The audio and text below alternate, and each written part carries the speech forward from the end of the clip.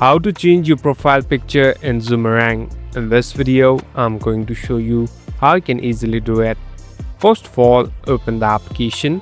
Now, here on the right bottom, you can see a profile icon. Simply tap on the profile icon, and here there's a section of Edit Profile.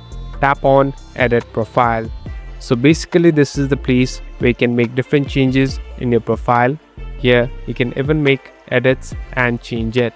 Now, in order to change your profile picture, simply tap on the photo on the top, and here you can either create an avatar or even choose it from your gallery.